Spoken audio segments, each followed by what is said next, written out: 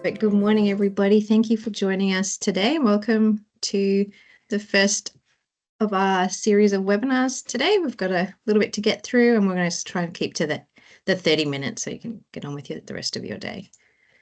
Before we get started, I'd just like to acknowledge the lands I'm calling in from today, the lands of the Wadawurrung people. I also acknowledge the traditional custodians of the various lands on which you're all joining in from today. So please feel free to share in the chat where you are calling in from if you'd like to. It's always nice to see where everyone is joining from in our virtual worlds that we live in. But I pay my respects to elders past, present, and acknowledge their ongoing connections to the skies, land, and waterways throughout Australia, particularly this week as it's NAIDOC week. Just quickly on who we are for those who might be new to joining us. So Anthesis is the world's leading purpose-driven, digitally enabled, science-based activator and the largest group of sustainability experts globally. We help companies strategically reduce emissions, navigate sustainability frameworks and regulation, address human rights issues, and plan for climate-related risks and opportunities. And so many of you on the call may remember us from Endeavour Environmental, which operated as a leading climate change and sustainability consultancy from 2010 until this year when we rebranded as Anthesis, a fellow B Corp, which has been a really exciting process for us. I'm Hannah. I lead our ESG and mandatory reporting business line in Australia. And we're joined today by Amy Quinton, who heads up our mandatory reporting service line. Amy's a principal with Anthesis and has been very heavily involved in the development of the standards through her previous role at the Investor Group for Climate Change. We're also very honoured to have Jill Button with us today. Jill's a partner at Allen's law firm and she co-leads the ESG team. She's an expert in net zero, climate, nature, biodiversity, ESG, and climate disclosures. So thank you both for joining us this morning. So just briefly before we get started, today we're going to do a deep dive into mandatory climate-related financial reporting. This is the first part of a series where we're going to offer guidance and actionable insights for each stage of the journey with practical advice on fundamentals of the legislation. A bit of quick housekeeping. Please add your questions in the Q&A button that's up the top, and we'll try to get to them at the end. And if we don't, we'll send a follow-up email with answers to them and a copy of the recording and the slides that you'll get, as well as a link to the next webinar. Also feel free to vote for any suggestions of topics you'd like to hear more in future sessions. So with that and with the potential tears you can hear in the background at the moment, I'll pass to you, Amy. Great, thank you, Hannah. Hello, everyone. I'm joining from Wadawurrung country, like Hannah, and I'm based here in Geelong. So I'm going to provide a snapshot of some of the key incoming reporting requirements, set the scene, and Jill will dive further into some of the regulatory essentials to be aware of. So what's coming? Many will be aware that Australia is introducing standardised requirements for large businesses to disclose material climate risks and opportunities. Australia is not alone here. Countries around the world are updating and maturing their requirements, introducing mandatory requirements for climate and sustainability disclosures. This is happening across major markets in Asia, Europe, UK, North and South America and Africa, so across the globe. In Australia, these new requirements are set to start from the 1st of January 2025, and we'll unpack a little bit more about what that means, phasing in over several years. Where does this sit? This is a new additional sustainability report that will sit within the annual reporting suite alongside the financial statements. Assurance will be required and will be phased in to sort of full assurance by 2030 with additional requirements coming in over time. What is the status of the legislation now? A quick snapshot in time. The legislation is currently before Parliament. This is amending the Corporations Act and it's expected to pass in August. It's already moved through the House of Representatives, and so it's just with the Senate and is expected to go through. The Australian Sustainability Reporting Standards being developed by the Australian Accounting Standards Board are currently being finalised and are expected to come out shortly after that legislation in August or September. And the draft standard, which was released earlier this year, is a great starting point to understand what's coming alongside the materials and standards put out by the International Sustainability Standards Board. Just a note, and it's not the focus of today, but worth noting that Commonwealth government entities are also going to be captured by parallel requirements that are being developed by the Department of Finance, set to start next year. So moving to the next slide. A little bit more to give an idea of what these thresholds are. Many companies who are captured by these groups have already identified where they sit. If you haven't already, this is a great starting point to understand the timing of the requirements applying. So briefly, these are across 3 different company thresholds. The first one is company size for large and unlisted companies that are required to report existing reporting under the financial reporting obligations. So you can see that's 2 of 3 of revenue, assets, and employees. If you're not sure, for example, if you've been tasked with looking into this, but are not sure, perhaps you haven't been across the financial reporting, speak to the team who are doing this, have a look at your financial reports. The finance or legal team can assist here. For ENGA reporting, reporters are also captured. That's essentially an emissions threshold, broken into 2 stages. About half of ENGA entities that meet the publication thresholds will be captured in group 1 from the first year, and then all ENGA reporters from the second year. And then another category that is often perhaps less well understood is that super funds and investment schemes are separate entities under the Corporations Act for financial reporting purposes, and also have a separate threshold of 5 billion in assets under management, and that's been put in group 2. A note for those fund managers on the call is that it's still important to assess the corporate entity against the large company sizes as well. A question that often comes up, just to finalise this point, is that what does the 1 January 2025 start date actually mean for most companies that report on a financial year? And just to clarify that, it's essentially the first reporting period that starts after that date.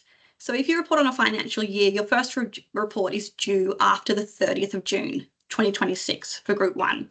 There's no requirement to cover that first 6 months.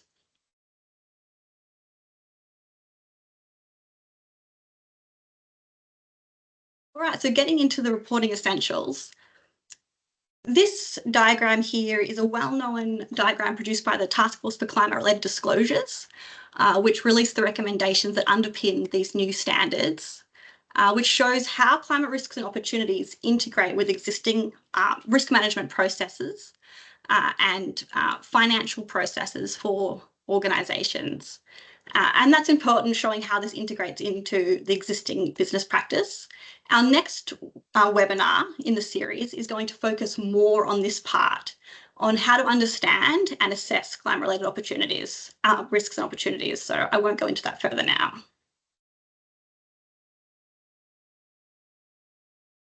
More tangible, another question that comes up a lot is, what does this actually look like? Is this part of the annual report? Is this standalone? And I mentioned briefly before that this is an additional requirement under the Corporations Act for companies that are currently doing financial reporting. And so to give an idea of what that looks like, we've set out an example contents for an annual report for Company X, Group Limited, and controlling entities. So that's where your company is reporting at a group consolidated level. That sustainability report has a similar flavour in terms of setting out to the financial report in terms of starting with a climate statement. Going forward, that might include other statements like nature-related or other sustainability-related statements, additional notes to that statement, and the Director's Declaration, which Jill will speak to more shortly.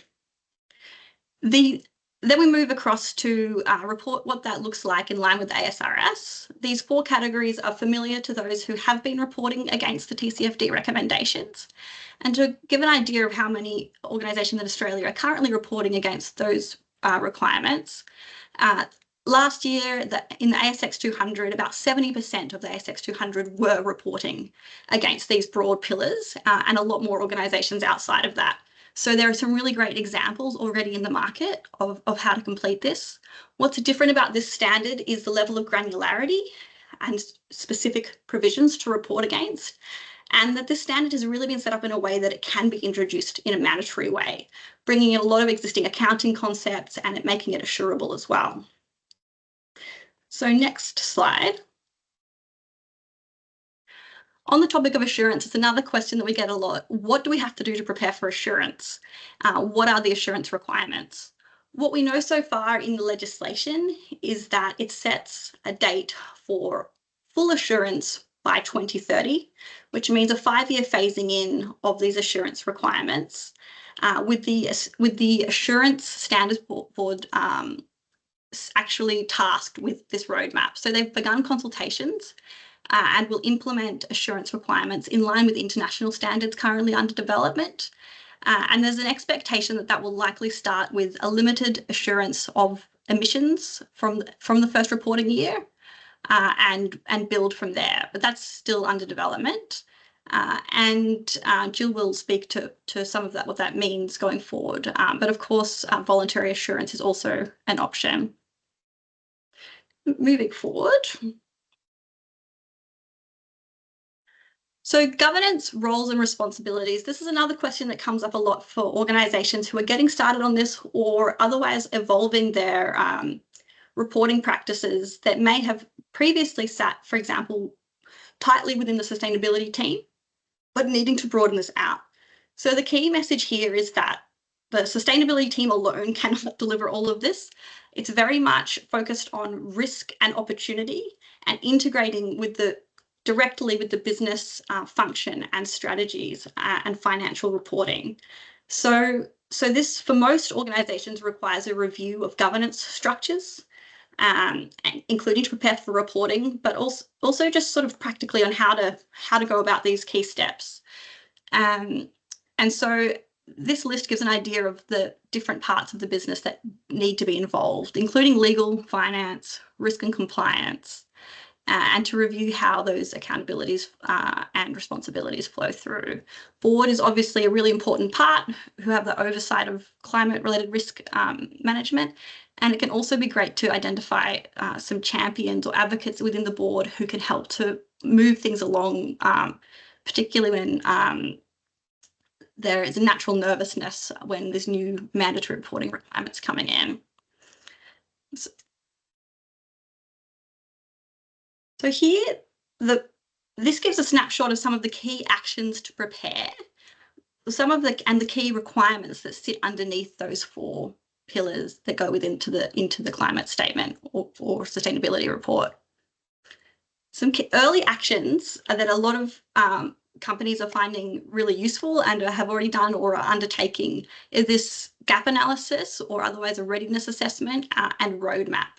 And so that really sets the scene and the plan to carry forward. So that will identify where the current gaps in the current approaches are, and not just gaps, but also strengths and things that the great things that the company is already doing. And then a roadmap to prioritise the actions that are needed to get to that mandatory reporting, some of the key roles and responsibilities, and a timing. So that's a really useful first step. It can also help to identify actually opportunities for the company, because an important part of this is that, as you can see here, there's a lot of work to be done. It is a big uplift, especially the first time round, but there can be some great opportunities for improved resilience, efficiency, and competitive advantage that can be identified through this process. So that early roadmap can help to set the scene. Training and capacity uplift is something that can get started on now as well, and Jill will speak to that further as well. It's a good place to get moving and get everyone aligned. And quite early on, you can start actually updating existing risk registers and doing these assessment of climate risks and opportunities. Now, I won't go into everything here. A common concern or challenge is often around what do we do on scope 3.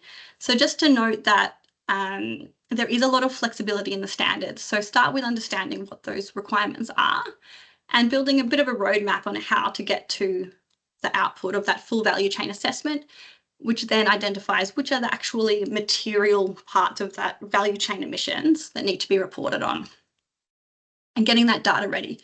It's not so much always that it's so challenging, but it does take time, and getting that data to a quality and standard that the organisation is comfortable with can take time. And then finally, an early action, it's at the bottom of the list here, but an early action is actually to make a plan for reporting either voluntarily or doing a dry run ahead of time. So that's working backwards from when your first mandatory report is out, and actually committing to that plan then to help move things along. And committing to that dry run and voluntary sort of soft reporting really helps to achieve compliance and get the most out of the process and avoid those bottlenecks towards the end.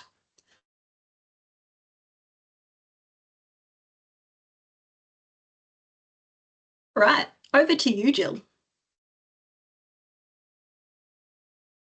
Thanks, Amy.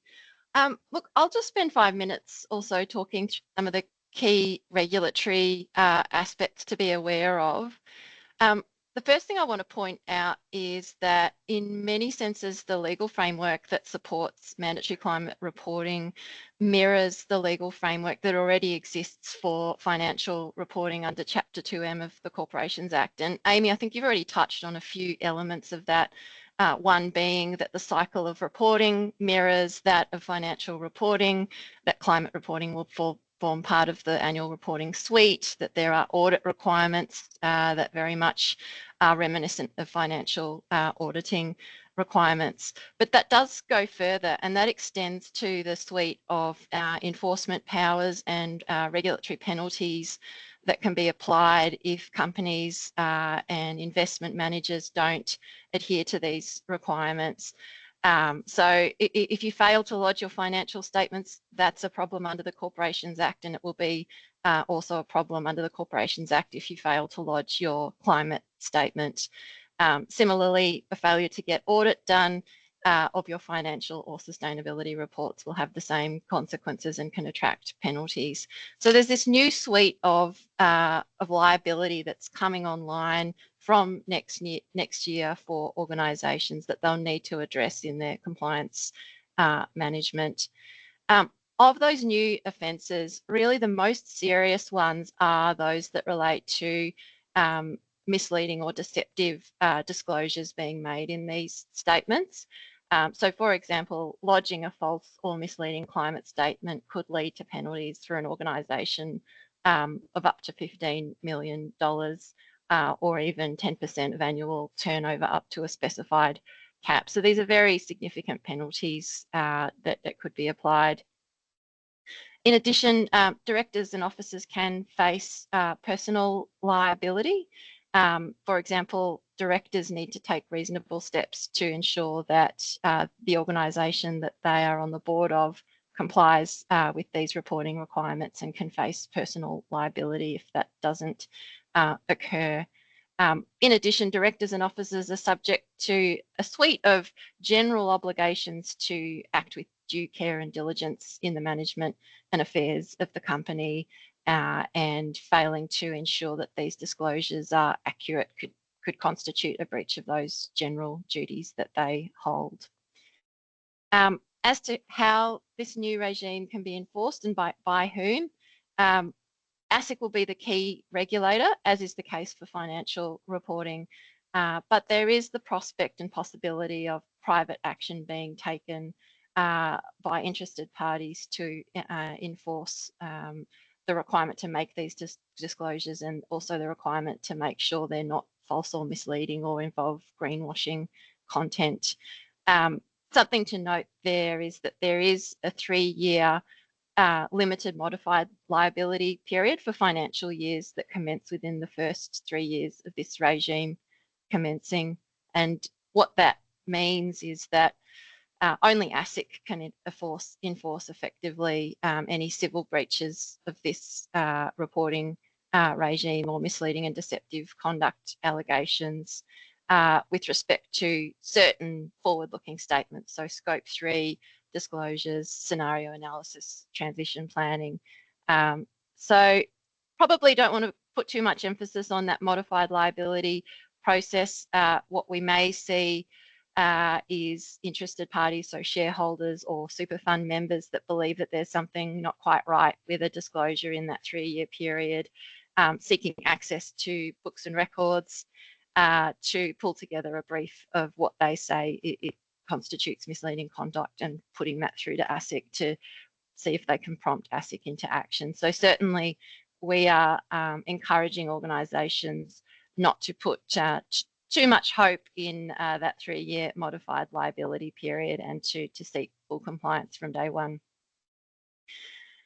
Something else to point out briefly is that the introduction of this new suite of obligations doesn't switch off pre-existing obligations that are not expressly but substantively relevant to climate-related risks.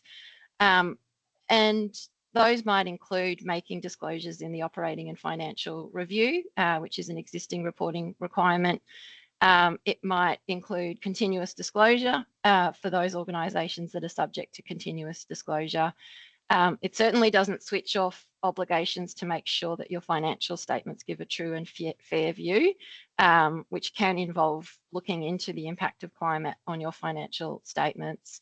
And the list goes on. For some organisations, they're subject to specific risk management requirements under APRA standards and related legislation. And if climate-related disclosures help to identify and unearth climate-related risks, that can then trigger and unearth some risk management obligations, either under the Corporations Act or under APRA regulations. So it's worth thinking about, what are we going to do with this information about our risks once we're aware of them and once our stakeholders, in fact, will also be aware of them. Moving on from there, Amy mentioned that I would touch on the director's declaration that will need to be made, and we've got just on the next slide a couple of points on that. So directors currently are required to give a declaration over financial statements within each annual report that in their view the financial statements are in accordance with the Corporations Act and give a true and fair view of the financial condition of the organisation. They'll be required to do very much an equivalent thing with respect to the climate statements. And although in the first 3 years of the regime, there's a lower standard, the directors will need to give a declaration that, in their opinion, the organisation has taken reasonable steps to ensure that the climate statement complies with the ASRS and the Corporations Act, in recognition that these are very substantive and new requirements to implement. What's different, though, is that currently when directors give that declaration over financial statements, they have the benefit of full audit of those statements. And they also have the benefit of the CEO and the CFO giving a fulsome declaration over the accuracy and completeness of those financial statements under the Corporations Act, so that they won't have access to that CFO declaration, and they won't have access to full audit until 2030. So as you could expect, there is some nervousness amongst boards about how to get comfortable that reasonable steps are being taken to make sure these disclosures are accurate and complete. One thing they can take comfort from is that under the Corps Act, section 1309, there is actually a requirement that officers of the organisation and staff have to take reasonable steps to make sure that the information that's given to them are not materially false or misleading, either by inclusion or omission. And certainly that's something we encourage preparers of disclosures to be aware of, is they actually have a personal obligation to provide the board with complete and accurate information. And there's certainly no prospect for sort of concealing financially material information on climate in the new world that we're moving into. So in addition to the very helpful steps that Amy stepped out to prepare for disclosure, having a think about the need to support officers and directors to fulfil their duties under this new regime. We've stepped out a few additional points here. One is when developing that readiness assessment and compliance preparation strategy to certainly look at the ASRS, look at the new record keeping obligations under the Corps Act, look at all the elements of this new regime, but also have a think about those ancillary obligations that I talked about before, AFSL licensee duties, APRA obligations, other pre-existing Corps Act duties, to make sure that the compliance strategy brings in other pre-existing duties that are relevant and interact with climate disclosures. Providing tailored training, Amy touched on that, but I think my sort of additional top-up comment there is to ensure that directors and officers are made aware of their own specific personal duties with respect to this reporting regime and the associated enforcement powers and penalties that could be applied. A really important one that we are talking with a lot of organisations about is ensuring that there is a robust verification process in place and road tested before this new requirement goes live. That could involve, in some cases, using a specific verification tool. In many other cases, it involves certain sign-offs and the use of approved lexicon across disclosures to minimise the risk of greenwashing.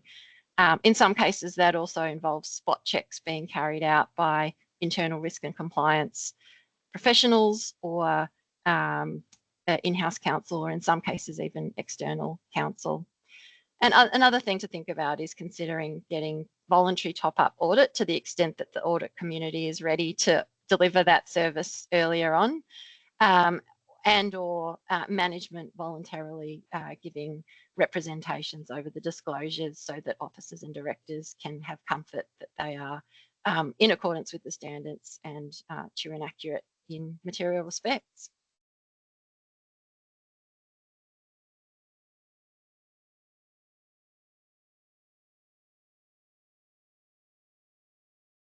Is that you, Jill? Yes, all done. Thank you. Thank you both for sharing. So please, everyone online, if you've got any questions, pop them in the Q&A, and we've still got a couple of minutes. While you're doing that, I'll just flash up the next lot of webinars that we have coming up. So as Amy mentioned, the next one will go into more detail in the climate risks and opportunities and around scenario analysis. Then we've got one on scope 3 emissions, one on transition planning, one on understanding the different types of materiality, which we know has caused a bit of confusion with some of our clients to date. And then the last one's around effective reporting. So we've picked these topics based on questions that we've had and received. So, but if anyone has any other topics that they would like us to cover, please feel free to share them. We do have a question here from Stuart. Amy or Jill, would you like to answer? It's around the different requirements for greenhouse gas emissions reporting. I know there's been some changes, so I won't read out the whole question, but I think you have. Amy, do you want to have a go? Jump in on that. Yeah, thanks for the question. So it's a good question. This is about whether the requirements for reporting scope 1 and 2 in Australia will be limited to what's captured in the ANGA reporting requirements, which don't capture all emissions, for example, land-based and agricultural emissions, or whether that would be potentially included. So we'll wait and see what comes out with the new standard, but I think broadly, in aligning with the IFRS S2, the broader requirements would be to consider emissions not only within those ANGA requirements, but also the ones that sit outside that. That would be subject to a materiality assessment. So if your organisation does have significant scope 1 and 2 emissions that aren't captured by that NGERS. An example that we're already seeing companies look at are emissions overseas, because NGERS only applies in Australia, but if your financial reporting covers overseas requirements, then that is definitely in scope. And those wider emissions, we'll see what comes through the final standard and how the reference to the NGER reporting comes in, if there's any relief that the AASB is requiring. But I would say to don't write those emissions off. Get started on assessing whether they would be significant enough to bring into your inventory alongside your NGER reporting. And the main thing is to communicate where those numbers then are different, to disaggregate them to show this is our NGER boundary and this is the additional emissions. Thanks, Amy. Well, we're right on 9, so I'll let everybody get on with their days. But thank you very much for joining us. As Amy did just touch on then, that when the final standards are released, which should be in the coming months, we'll also provide a bit of an update on any changes and the latest updates from them. So thank you for joining us. You will receive an email from Jacinta with the details of today. Let's copy the slides on the recording. And yeah, thank you all for joining us.